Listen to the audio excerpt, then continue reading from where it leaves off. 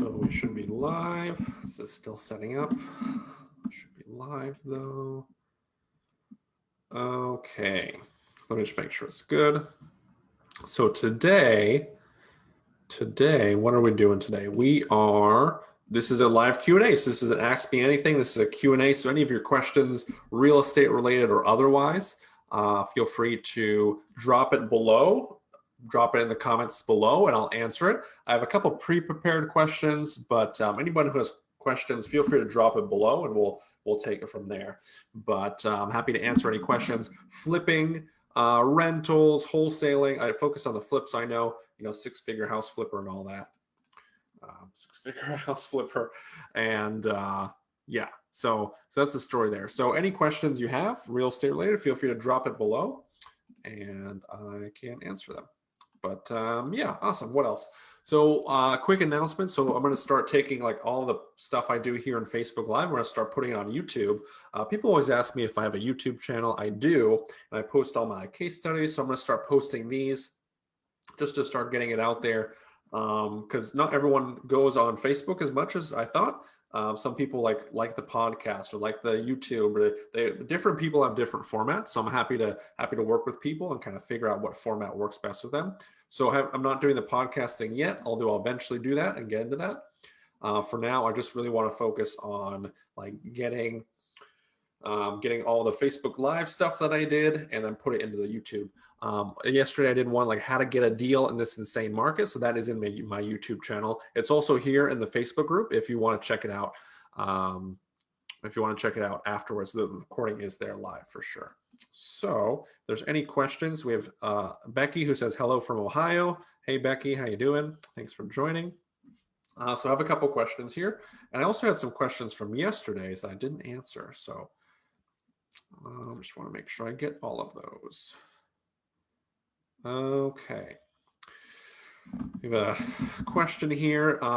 Do you do REOs, short sales or short sales? I actually don't. So all of my deals I source off market. So it's like off market is how I typically do it. So that's how I typically source my deals. So there's, let me explain the difference. So on market is with like if it's on MLS, it's on Zillow, it's being represented by a realtor. That's typically on market. Off market is you're going directly to the seller, like you're going directly to the homeowner, talking to them, no realtor, no middleman. If there's a price you guys agree on, that's the price you guys stick with. So I typically just do the off market deals. To give you any context, sort of about last year I did about 20 flips. Only one was on market. The rest were off market. And this year the goal is 30. I haven't done any MLS deals actually. So that gives you any context, like with the volume I'm doing and all that good stuff. Like I'm directly, direct to seller is the best. Another question here: how many offers a day do you do? How many offers a day do you do? My goal, this is what I teach my students, to like do one offer a day. And I always say like, hey, 1 out of 15, 5 offers becomes a deal, 1 out of 15. So if you do an offer a day, if you do that for a whole year, that's 365 offers. You're definitely 100%, even if you mess everything up, if you have no process, no sales process, you're, calling through the phone book, like you mess everything up, like you don't know what you're doing, like you're gonna get a deal from that. So that's why I always say like an offer a day. So that's what I typically do. That's the habit I've gotten myself into. So I looked at a property this morning, drove out and saw it. It needs a lot of work. So it needs a lot of work. So that might be a deal or might not be a deal. I'm not afraid of that work there. Let's see if there's anything else here. It says put your camera at an angle so the neon light is visible. Yeah, so I kind of messed up when I did this setup. So it's screwed in right now into the wall. So I should have put it somewhere like here or like on this side with the sign, because right now I realize like it's like right behind me, so you can't see it unless I move it. I'll get a new setup here relatively soon, like a studio setup, and that's the plan there. So I appreciate that. But if anyone else has questions, feel free to drop it below, and I'm happy to answer those.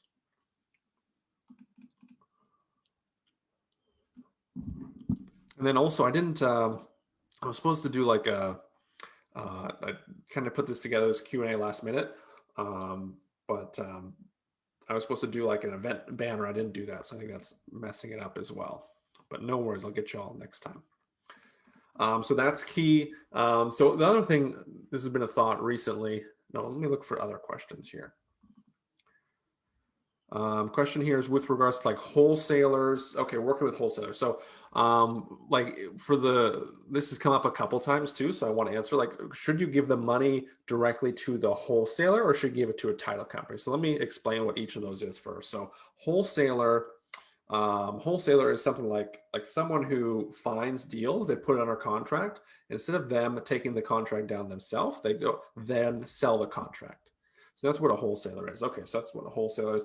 Title company is this third-party company, this third-party provider, this third party who then like processes the paperwork, make sure everything is properly dispersed to everyone, making sure that like everyone is like looped in, everyone has title to everything. So that's what the title company does. So this has been happening a lot recently, where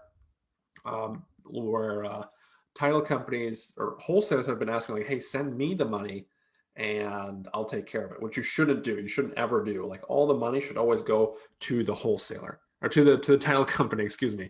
I've never sent money directly to a wholesaler. It's this title company who's this third party, this neutral person or this neutral company that like handles all the money and handles all the everything. So that's been happening quite a bit lately. I think it's just like the rise of wholesalers, people getting into it. So just watch out for that in terms of a scam. So we got that. What else?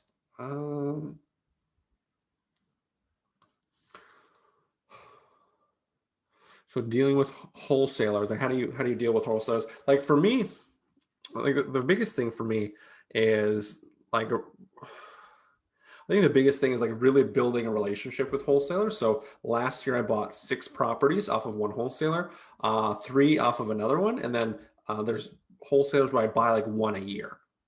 And that translates to a lot of money. Like these are, good deals. So that's 20, 30, 40K. So like, would you keep in touch with someone? Would you build a relationship with someone for 20, 30, 40,000? And I hope the answer is yes, because that's what I've been seeing as well. So it's not just like this specific deal. So you want to build a relationship for future deals. So if they're good, they'll bring you more deals, but you want to be at the top of their list.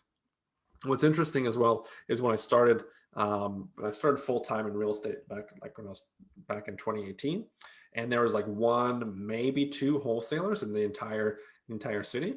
And then when I started, now on my list of wholesalers are like 15, 20 wholesalers. So it just exploded. Everyone wants to get into it. Everyone wants to get into real estate, which is definitely interesting as well. Okay, so if anybody else has questions, feel free to drop them below.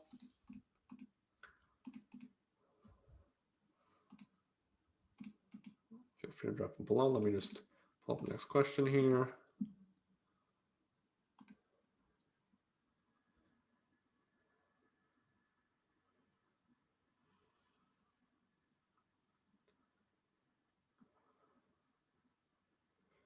Any advice on how to dissect a rough house flip? I think you're probably asking with regards to the renovation. It really like helps to look at the pictures and like an overarching theme when it comes to flipping. If it's not broke, don't fix it. So if like the walls are in good shape, like you don't have to rip out all the walls and like put on new walls. Or if the roof is in decent shape, let's say if it's a 5-year-old roof, like you don't have to put on a new roof. So if it's not broke, don't fix it. So you're basically like looking for things that need to be fixed. And luckily, the good thing with regards to houses and residential real estate, a lot of it's common sense. So if there's a hole in the wall in terms of the drywall, like you got to patch that hole.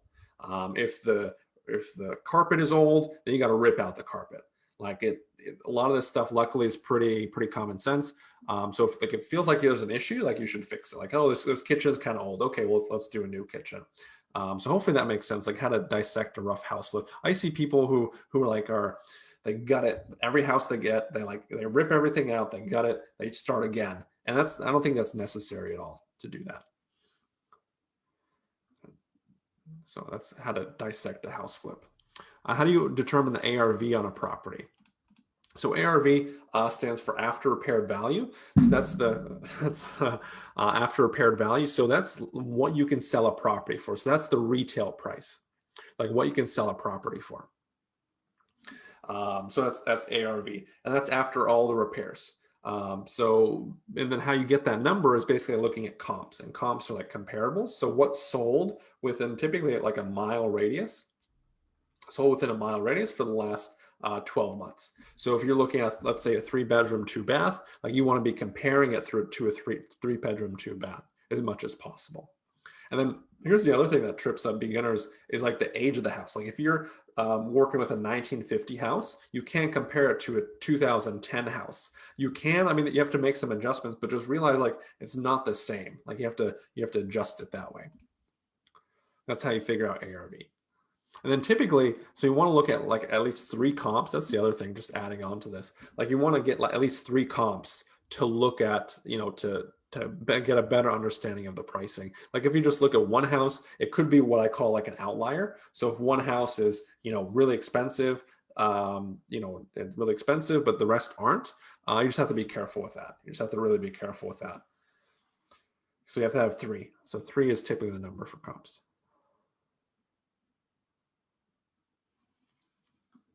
Let's see if there's any other questions. What do you think? What do you think is going on in the market? Is it going to stay hot, or is it going to crash? I'd say so. Typically for the market, so what I think is going to happen, I think it's going to be more of a cool down. I don't think it's going to be like an 08, 09 type of situation. I think it's going to be like more of a cool down, like. And all the data I'm seeing, like it's starting to slow down because it's like the weekly mortgage demand rate, like weekly number of mortgage applications has been going down steadily. Like it peaked maybe 5 weeks ago, and that's I think when it was the hottest, and now it's starting to slowly go down. The other thing I want to mention is, so the demand has been slowing down, and then like looks like the inventory is starting to shift in the other direction. Is before going down, down, down. Now it's going slowly up. Especially for my market, it's kind of jumped up from like 30%. So it's going up a little bit. So it's starting to cool down is what I'm seeing. And especially with government intervention, I think it's just going to slowly plateau. The price appreciation can't go like this forever. I think it's just going to be one of those things where it'll slowly, even out with regards to the pricing, because you can't have income grow at 1% per year or 2%, whatever it's at, and house prices go 10%. Like there's a point where the houses just don't become affordable anymore, so it's hard to sell houses. So that's what things going to look like. It's going to slow down, plateau. It might go down a little bit. I just don't think it's going to be like the 08, 09 crash where it just plummets 50%. Maybe a slowdown, maybe 10%. Decline in price. Just nothing crazy is what I'm seeing. Just like a slow, like a cooling down. Okay, folks. If you have any other questions, feel free to pop them down there. Pop them in the down below.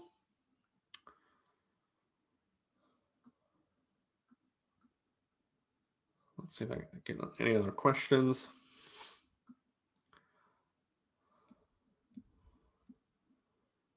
I guess that's it. Okay. Yeah, we'll appreciate it, guys. So I'm hoping to do like a Q&A session every week, just to answer any questions you guys might have. Hop on here, answer them. I'm also going to do like a topic.